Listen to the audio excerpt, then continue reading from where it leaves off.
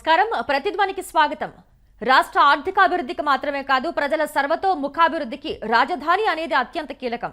అమరావతి అనే మహానగరం నిర్మితమైతే పక్కనే ఉన్న హైదరాబాద్ లాగా రాష్ట్రాన్ని పోషించేది, ఎంతో ఆదాయాన్ని తెచ్చిపెట్టేది, మహావృక్షంలా ఎందరికో ఉపాధిని కల్పించేది. అలాంటి కీలకమైన రాష్ట్ర రాజధానిని జగన్ ప్రభుత్వం సర్వనాశనం చేసింది. వందల కోట్ల రూపాయలతో నిర్మించిన అనేక నిర్మాణాలను ధ్వంసం చేసింది, మూలన పడేసింది. అందుకే రాష్ట్ర ప్రజలు ఆ పాలనను సమూలంగా తుడిచిపెట్టేశారు, అభివృద్ధికి పట్టం కట్టారు.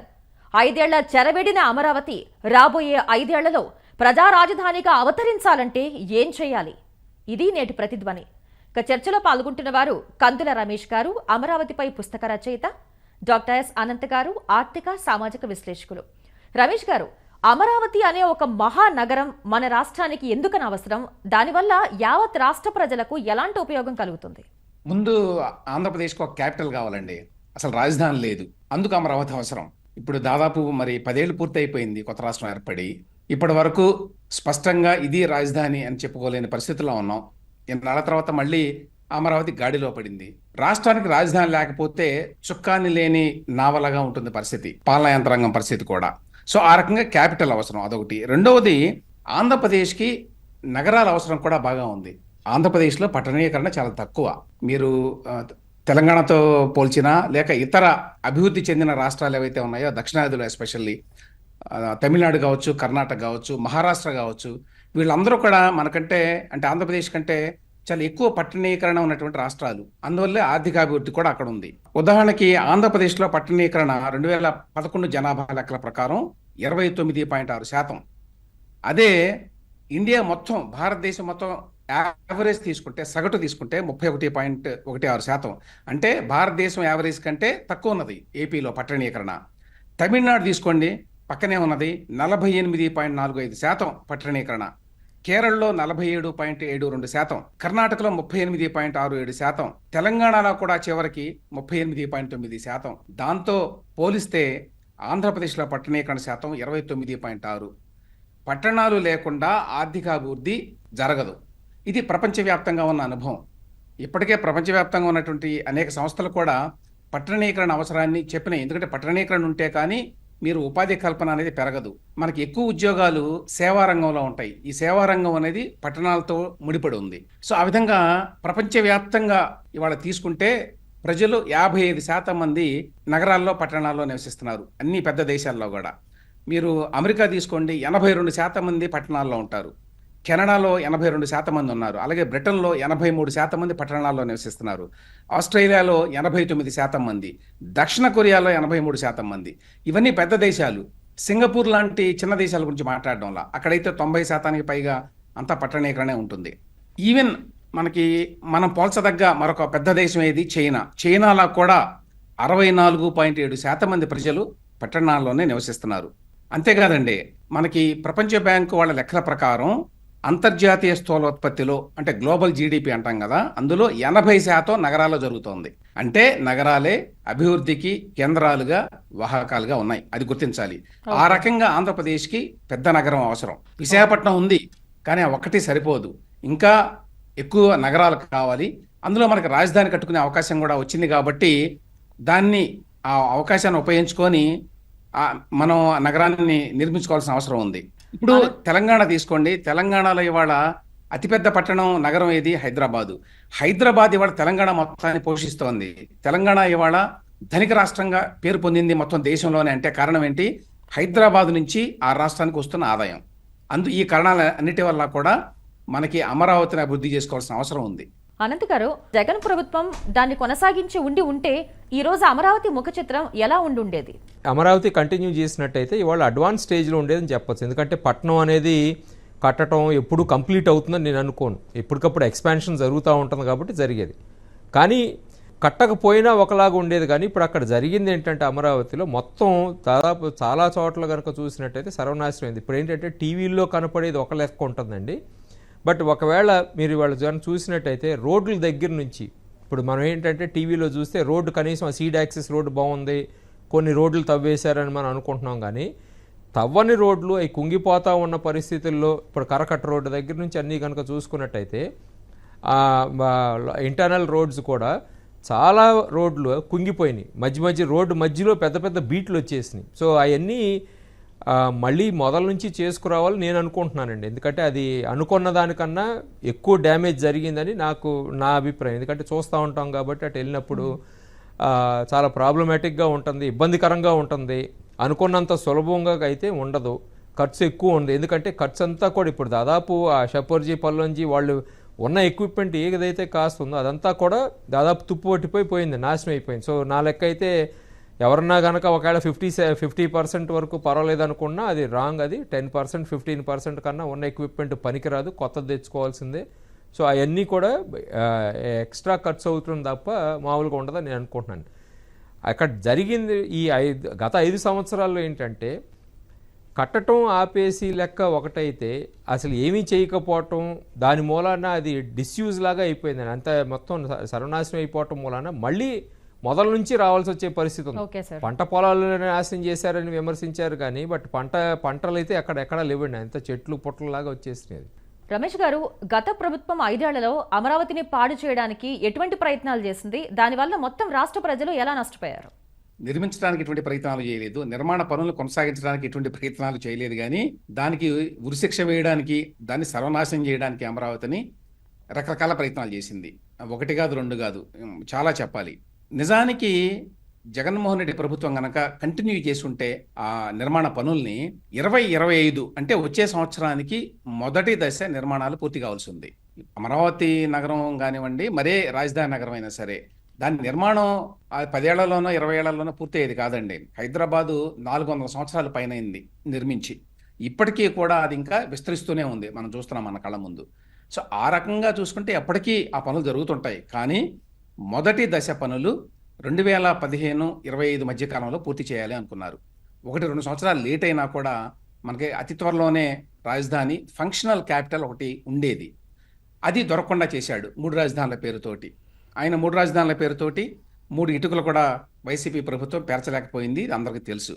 కానీ అప్పుడు ఎన్ని పనులు చేశారండి.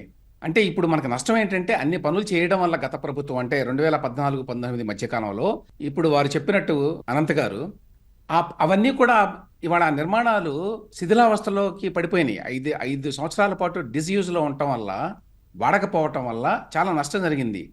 మీరు ఆ ప్రభుత్వం చేసిన పనులు ఎన్నున్నాయని ఒకసారి గుర్తుకు తెచ్చుకుంటే, ఆనాడు మరి రాజధానికి స్థల నిర్ణయం చేశారు, గ్రామాలు గుర్తించారు, అమరావతి పేరు పెట్టారు, సిఆర్డిఏ రూపకల్పన చేశారు, భూ సమీకరణ యజ్ఞం చేశారు, రైతులతో చర్చలు, సంప్రదింపులు, ఒప్పందాలు ఇట్లాంటివి ఎన్నో చేశారు, వేలాది ప్లాట్లు రిజిస్ట్రేషన్ చేశారు, అమరావతి మాస్టర్ ప్లాన్ని రూపకల్పన చేశారు. అలాగే చాలా ఆర్థిక సంస్థలతోటి రుణ సమీకరణకు ఒప్పందాలు కుదుర్చుకున్నారు. అట్లాగే అప్పుడు ఐకానిక్ భవనాలని చెప్పి అనుకున్నటువంటి శాసనసభ, సచివాలయం, హైకోర్టు ఇట్లాంటి భవనాల అన్నిటికీ కూడా డిజైన్లు, వాటికి తుది మెరుగులు దిద్దారు. అట్లాగనే 100కు పైగా అనేక సంస్థలు, ప్రతిష్టాత్మక సంస్థలు, కేంద్ర ప్రభుత్వ సంస్థలు, రాష్ట్ర ప్రభుత్వ సంస్థలు, ప్రైవేట్ సంస్థలు, వాళ్ళందరినీ రప్పించడానికి వాళ్ళతో మాట్లాడి ఒప్పందాలు కుదుర్చుకున్నారు. వీటన్నిటితో పాటు ఈ మంత్రుల కోసం కానివ్వండి, ఎమ్మెల్యేల కోసం, అట్లాగే ఆల్ ఇండియా సర్వీస్ అధికారుల కోసం, రాష్ట్ర ప్రభుత్వ అధికారుల కోసం, ఎన్జీఓల కోసం, గృహ వసతి కోసం ఎన్నో కట్టారు. అవి రకరకాల దశల్లో ఉన్నాయి. అంటే కనీసం 50-80% వరకు పూర్తయినటువంటి బిల్డింగ్స్ చాలా ఉన్నాయి. వాటన్నిటిని మరి వాడకుండా పాడుపెట్టాడు జగన్మోహన్ రెడ్డి గారు గత ప్రభుత్వంలో. చాలా పెద్ద లిస్ట్ ఉంది చెప్పాలంటే, ఎంత నాశనం చేశారో. ఇక రోడ్ల తవ్వకాలు ఇట్లాంటి వార్తలు అనేక సార్లు చూసాం. వీటితో పాటుగా ఆ గృహ వసతి ఏదైతే ఉందోనండి, దాన్ని యూజ్ చేయకపోవడం వల్ల మనకి గత 4-5 సంవత్సరాలుగా ఎంతో హెచ్ఆర్ఏ అంటే ఉద్యోగులకు ఇచ్చేటువంటి హౌస్ రెంట్ ఎలిమెంట్స్ ఏదైతే ఉందో అదంతా ఆదా అయ్యేది. తర్వాత ఉద్యోగులకి మంచి వసతి ఉండేది, వాళ్ళు కంఫర్టబుల్గా పనిచేయడానికి. వాటన్నిటిని కూడా డెనై చేశాడు జగన్మోహన్ రెడ్డి తన విధానాల మూలంగా. అనంత్ గారు, ఇప్పుడు అమరావతి పూర్తి చేయాలంటే ప్రస్తుత ప్రభుత్వం ముందున్న సవాళ్ళు ఏంటి? ఒకటండి, ఒక పట్టణం లాంటిది కట్టాలి అని అంటే 4 అంశాలు మనం చూడాల్సి వస్తుంది మనకు భారతదేశంలో ఉన్న పరిస్థితుల్లో. ఒకటేంటంటే స్టేట్ గవర్నమెంట్ ఎంతవరకు చేయగలిగేది అనేది, స్టేట్ గవర్నమెంట్ పరిధిలో చేయగలిగిన పనులు కొన్ని ఉంటాయి. 2 సెంట్రల్ గవర్నమెంట్ చేసేవి ఉంటాయి. 3 ఈ వ్యాపార సంస్థలు వగేరా, ఈ కార్పొరేట్ ఎవరైతే ఉంటారో వాళ్ళు వచ్చి చేసుకునే ఉంటాయి, బిజినెస్లు అనమాట, బిజినెస్లు వాళ్ళు వ్యాపార సంస్థలు చేసేవి. 4 ఈ కుటుంబాలు, హౌస్ హోల్డ్స్ అని అంటాం ఏదైతే. ఈ 4 అంశాలను బట్టి గ్రోత్ని బట్టి చూసుకోవాలి. ఫస్ట్ 2 అనేది చాలా ఇంపార్టెంట్ అని నేను అనుకుంటున్నానండి. ఎందుకనంటే ఒక బేసిక్ స్ట్రక్చర్ లాంటిది రావాలి, ఒక స్కెలిటన్ లాంటిది రావాలంటే స్టేట్ గవర్నమెంటో సెంట్రల్ గవర్నమెంటో అక్కడ కట్టడాలు పెట్టుబడులు పెట్టాలి. ఆ తర్వాత నుంచి ఇక ప్రైవేట్ సెక్టర్ వస్తుంది. ప్రైవేట్ సెక్టర్ ముందు వచ్చి ఏమీ లేనప్పుడు రావటం అనేది చాలా కష్టమైన పని. సో ఎప్పుడైతే స్టేట్ గవర్నమెంట్ బిల్డింగ్లు కొంత స్పీడప్ అది కట్టడం మొదలు పెడతా ఉంటారో, ఫెసిలిటీస్ జనరేట్ అవుతూ ఉంటాయో, అప్పుడు ఎక్కువ శాతం ఏంటంటే ఈ గవర్నమెంట్ వచ్చేటప్పుడు, ఫర్ ఎగ్జాంపుల్ ఇప్పుడు ఆల్ ఇండియా సర్వీసెస్ ఆఫీసర్స్ ఉన్నాయి, ఐఏఎస్లు ఐపీఎస్లు, వీళ్ళందరికీ కనుక అటు ట్రాన్స్ఫర్ చేసినట్టయితే, అక్కడ కనుక బిల్డింగ్ కట్టినట్టయితే ఆటోమేటిక్గా వాళ్ళ కోసం వాళ్ళు కొన్ని తెచ్చుకుంటూ ఉంటారు. ఎక్కడో చోట నుంచి అప్పో లేకపోతే ఇంకోటో గ్రాంటో, ఎందుకంటే వాళ్ళ కంఫర్ట్ వాళ్ళు చూసుకుంటారు కాబట్టి ఫస్ట్ మోస్ట్ ఇంపార్టెంట్గా అది పెట్టుకుంటారు. దాంతోపాటు ఇప్పుడు సెంట్రల్ గవర్నమెంట్ సంస్థలు అనేక సంస్థలు ఉంటాయండి. ఇప్పుడు రిజర్వ్ బ్యాంక్ లాంటిది ఏదో వైజాగ్ వెళ్ళింది అంటున్నారు కానీ, బట్ యాక్చువల్గా రిజర్వ్ బ్యాంక్ సంస్థ లాంటిది వస్తే చాలా యాక్టివిటీ అనేది జరుగుతూ ఉంటుంది. తర్వాత బ్యాంకింగ్, ఇన్సూరెన్స్, ఇటువంటి కొన్ని వందల సెంట్రల్ గవర్నమెంట్ సంస్థలు క్యాపిటల్ అనేది రీజనల్ హెడ్ క్వార్టర్స్ పెట్టాలి. అవన్నీ వస్తే బిల్డింగ్ ఉంటుంది. ఇవన్నీ వస్తూ ఉంటే కుటుంబాలు వీళ్ళు కట్టుకునే ఇళ్ళు వగేరా ఇవన్నీ నెక్స్ట్ స్టేజ్లో వస్తాయి, అది కంపెనీలు. సో వీటి మీద ఎంతవరకు ఎంత ఫాస్ట్గా చేయగలుగుతారు, ఎంత తొందరగా చేయగలుగుతారు అనే దాని మీద ఈ అమరావతి డెవలప్మెంట్ కానీ గ్రోత్ కానీ ఉంటుందండి. సో వీటన్నిటికీ చేయాలంటే ఈసారి లాస్ట్ టైంకి ఈసారికి తేడా ఏంటంటే, లాస్ట్ టైము ఈ ల్యాండ్ ప్లానింగు వీటిల్లో ఈ స్ట్రాటజీకి ఈ రూపకల్పన వీటన్నిటిలో చాలా టైం పట్టింది. ఇప్పుడు ఆల్రెడీ అవి ఉన్నాయి. ఆల్రెడీ ప్లానింగ్ అనేది పెద్ద మారుతుందని నేను అనుకోవట్లేదు. ఎక్కడన్నా కొంచెం అటు ఇటు ఒక 5% 10% ఏమన్నా మార్పులు చేర్పులు ఉంటాయేమో కానీ, బట్ అదర్వైజ్ చాలా వరకు ఉంది. అడ్వాంటేజ్ ఏమవుతుందనంటే ల్యాండ్ అనేది ఆల్రెడీ అవైలబుల్గా ఉంది. సో కోర్టు కేసులు అంటారా, అది గవర్నమెంట్ వాళ్ళు కూర్చొని తొందరగా సెటిల్ చేసుకోవటం అనేది ఇద్దరు ఇంట్రెస్ట్ అనేది తేలిపోయింది. ఎందుకంటే అసలుకి మోసం వస్తే ఏంటనేది గత 5 ఏళ్ళు ఆయన చూపించారు కాబట్టి అంతకుముందు ఆయన. సో అది పెద్ద ఇష్యూ అవ్వదని నేను అనుకుంటున్నా. సో కన్స్ట్రక్షన్ యాక్టివిటీ తొందరగా జరగటానికి ఈసారి అయితే ఆస్కారం ఉంది. బట్ సబ్జెక్ట్ టు ఆ కండిషన్స్ ఏదైతే ఉన్నాయో అవి చూసుకోవాలి. అంటే ఇప్పుడు ఆర్థిక పరంగా పెట్టుబడులు ఎక్కడ పెట్టాలి, ఏమేమి అంశాలు రావాలి, ఏమేమి బిల్డింగ్లు రావాలి, ఎక్కువ ఎకనామిక్ యాక్టివిటీ జరిగే కనుక వచ్చినట్టయితే బాగుంటుంది. ఇప్పుడు ఫర్ ఎగ్జాంపుల్ ఈ హైకోర్టు మెయిన్ బిల్డింగ్లు ఇటువంటి కన్స్ట్రక్ట్ చేస్తూ ఉన్నారనుకోండి, వీళ్ళు వస్తూ ఉంటుంది. అంటే హైకోర్టు మూలాన పెద్ద ఎకనామిక్ యాక్టివిటీ ఏం జరగదండి ఎప్పుడు, అది ఒకటి గుర్తుపెట్టుకోవాలి. బట్ ఏంటంటే తక్కినాటికి ఇన్ఫ్లో అవుట్ఫ్లో ఉంటుంది చూడాలి. అట్లాగే business activities, company head quarters అవి చూసుకుంటే, హోటల్స్, హాస్పిటల్స్ ఇటువంటి వాటిల్లో ఉంటే కనుక తొందరగా మనకి ర్యాపిడ్గా అభివృద్ధి చెందే అవకాశం ఉంటుందండి. రమేష్ గారు, అమరావతి విషయంలో చంద్రబాబు తదుపరి అడుగులు ఎలా ఉండే అవకాశం ఉంది? గత ప్రభుత్వం సృష్టించిన అవరోధాలను ఎలా అధిగమించుకుంటూ వెళ్ళాలి? చాలా సవాళ్ళు ఉన్నాయండి. అయితే ఆల్రెడీ నారాయణ గారు మున్సిపల్ శాఖ మంత్రి, ఆయన ప్రకటించారు 2-3 ఏళ్లలో పూర్తి చేస్తాము మొదటి దశ పనులు అని. అది చాలా అవసరం. ఎందుకంటే లాస్ట్ టైం కూడా అదే పెద్ద సమస్య అయింది. అందరికీ ఆ గ్రౌండ్ లెవెల్లో పనులు చాలా జరిగినాయి కానీ పెద్దగా పైన గ్రౌండ్ మీద భవనాలు కనిపించలేదు. దానివల్ల కొంత డిసప్పాయింట్ అయ్యారు చాలామంది. వీళ్ళు చాలా చెప్పారు మాటలు, కానీ నిర్మాణాలు ఏమీ పూర్తి కాలేదు అని. అందువల్ల ఒక ఫంక్షనల్ క్యాపిటల్, అంటే ఒక రాజధానిగా అది గుర్తింపు పొందాలి అంటే దానికి అవసరమైనటువంటి మౌలికమైనటువంటి ఆఫీసులు ఏవైతే ఉంటాయో అవన్నీ పూర్తయి అవి అక్కడి నుంచే పనిచేయాలన్నీ. గతంలో ఏమైందంటే ముఖ్యమంత్రిగా ఉన్నటువంటి జగన్మోహన్ రెడ్డి గారు కనీసం సెక్రటేరియట్ కూడా రాలా. దానివల్ల అమరావతిలో సరే మిగతా పనులు కూడా దానికి యాడ్ అయినాయి అనుకోండి, మొత్తంగా అమరావతి అనేది రాజధానిగా ఎవరు దాన్ని భావించాల. ఇప్పుడు అలా కాదు, ఆల్రెడీ మంచి యాక్టివిటీ స్టార్ట్ అయిపోయింది. ఇప్పుడు ముఖ్యమంత్రి ప్రతిరోజు సెక్రటేరియట్కి వెళ్తున్నారు. కాబట్టి 3 సంవత్సరాల్లో ఆ సగం పూర్తయినటువంటి భవనాలు ఏవైతే ఉన్నాయో వాటిని పూర్తి చేసి అక్కడ ఉదాహరణకి వసతి కోసం, ఎంప్లాయీస్ కోసం చాలా కట్టారు. ఐఏఎస్ ఆఫీసర్ల కోసం కట్టారు, మంత్రుల కోసం కట్టారు, అలాగే ఎన్జిఓల కోసం కట్టారు. ఇలా రకరకాల వాళ్ళ కోసం కట్టినవి దాదాపు 4,000కి పైగానే ఉన్నాయి అపార్ట్మెంట్ కాంప్లెక్సెస్. సో ఆ 4,000 అపార్ట్మెంట్స్ని కూడా త్వరగా పూర్తి చేసి ఇచ్చారనుకోండి ఉద్యోగులకి, మీకు అక్కడ యాక్టివిటీ స్టార్ట్ అవుతుంది. దాంతోపాటు పేదల కోసం అని చెప్పి అక్కడ టిడ్కో హౌసెస్ కట్టారు. వాటిని జగన్మోహన్ రెడ్డి ప్రభుత్వం పంపిణీ చేయలేదు. వాటిని కూడా బెనిఫిషియరీస్ని ఇప్పుడు మళ్ళీ ఫైనలైజ్ చేసి కనుక ఇస్తే మీకు 10,000 కుటుంబాలు దాంతోనే మొదలవుతాయి. ఇదంతా కూడా ఒక 6 నెలల్లో చేయవచ్చు అని చెప్తున్నారు. ఒక 6 నెలల్లో చేయడం సాధ్యమని. ఈ ఇన్కంప్లీట్ వర్క్స్ చాలా ఏవైతే ఉన్నాయో, రోడ్లు ఇట్లాంటివి, అవి వాటిని ఒక కొలిక్కి తీసుకురావాల్సిన అవసరం ఉంది. Okay sir. దీంతో పాటు కొన్ని జాగ్రత్తలు కూడా తీసుకోవాలి. అనవసరమైనటువంటి ఆర్భాటాలు లేకుండా ఆ పనుల్ని కొంచెం క్వైట్గా చేస్తే మంచిది. అమరావతి ఎవరికి తెలియకుండానే ఒక రాజధానిగా అక్కడ మొత్తం కార్యకలాపాలన్నీ మొదలైతే అప్పుడు సహజంగానే ప్రజలందరూ కూడా ఇది రాజధాని అని ఫీల్ అవుతారు. అంతేగాని అనవసరమైన ప్రకటనలు చేసి పెద్ద పెద్ద గ్లిడ్జీ గ్రాఫిక్స్ ఇవన్నీ చూపించి అనవసరంగా మాట్లాడకుండా ఉంటే మంచిది ఈసారైన ప్రభుత్వం. దాంతోపాటు ఇంకొక ప్రమాదం ఏంటంటే ఇప్పటికే రియల్ ఎస్టేట్ స్పెక్యులేషన్ పెద్ద ఎత్తున స్టార్ట్ అయిందని చెప్తున్నారు అక్కడ. అది ఎక్కువైతే అది మళ్ళీ మంచిది కాదు. అది ఎవరికో కొద్ది మందికి ప్రయోజనం చేకూర్చడానికి ఇదంతా జరుగుతోంది అని గతంలో చాలా విమర్శలు వచ్చినాయి. దాన్ని దృష్టిలో పెట్టుకొని ఈసారి ఈ రియల్ ఎస్టేట్ స్పెక్యులేషన్ని కొంచెం డిస్కరేజ్ చేయాల్సిన అవసరం ఉంది ప్రభుత్వం.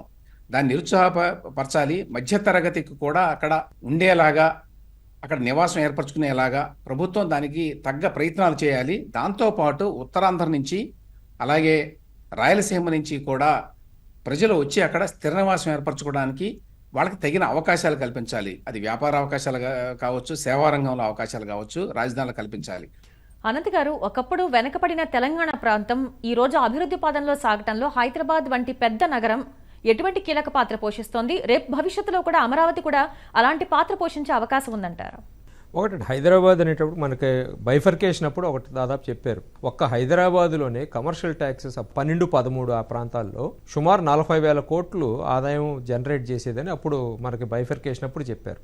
సో అంత ఇన్కమ్ జనరేట్ చేస్తుంది, అంత రెవెన్యూ జనరేట్ చేస్తుంది అని అంటే దాన్ని బట్టి ఎంత పాపులేషన్ ఏంటని చూసుకోవచ్చు. మనకి ఇప్పుడున్న పరిస్థితుల్లో గ్లోబలైజ్డ్ సిస్టంలో కనుక చూసుకున్నట్టయితే ఈ పెద్ద పెద్ద నగరాలు అనేవి ఉంటాయి. మనకు కాకపోతే ఏంటంటే బైఫర్కేషన్ జరిగినప్పుడు మనకు ఒక గొప్ప జాగ్రఫిక్ అడ్వాంటేజ్ ఉందని మనం అనుకున్నాం.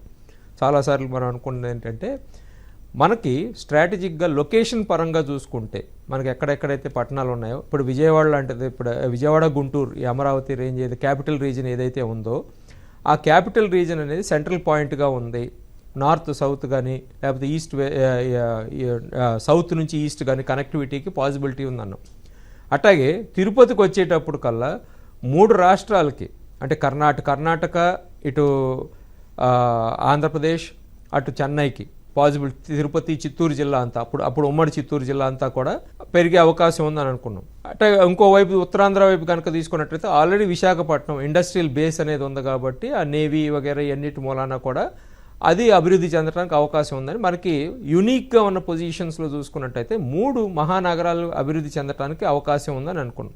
అంతకుముందు అట్లా లేదండి. మనం జనరల్గా కనుక చూసుకున్నట్టయితే మనకి ఇండియాలో ఉన్న పొలిటికల్ ఎకానమీ కనుక చూసుకున్నట్టయితే ప్రతి స్టేట్లోనూ ఒక పెద్ద నగరం ఉంటుంది, ఆ సెకండ్ అనేది చాలా దూరంలో ఉంటుంది. వాటికి ఎంతో కొంత ఎక్సెప్షన్ లాంటివి చూసుకున్నట్టయితే మనం ముంబై, పూణే, బట్ ముంబైకి పూణేకి చాలా దూరం ఉంది.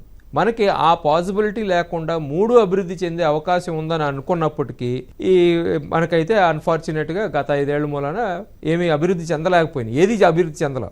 అటు విశాఖపట్నం కొత్తగా అభివృద్ధి చెందింది ఏమీ లేదు.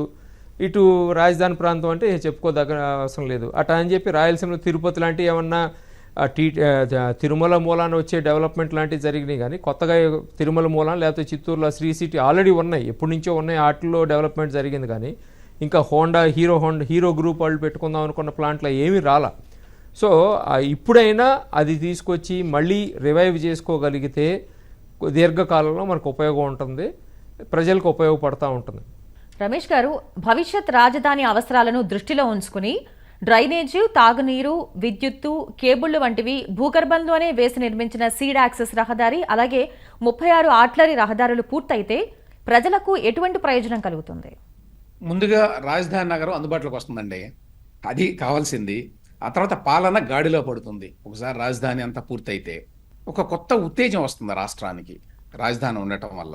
ఆ తర్వాత మీరు డ్రైనేజీ, తాగునీరు ఇవన్నీ మెన్షన్ చేశారు. ఇవన్నీ కూడా ఇప్పుడు మొత్తం ఆంధ్రప్రదేశ్ తీసుకుంటే మీరు పట్టణాల్లోనూ మనకున్నటువంటి ఒకే ఒక్క నగరం విశాఖపట్నంలో కూడా అండర్ గ్రౌండ్ డ్రైనేజీ లేదు. తాగునీటికి, అసలు మంచినీటి వసతికి చాలా సమస్యలు ఉన్నాయి. ఈ విద్యుత్ కేబుల్ ఇవన్నీ కూడా పైనే వేలాడుతుంటాయి, మనకు అండర్ గ్రౌండ్లో వేసింది లేదు.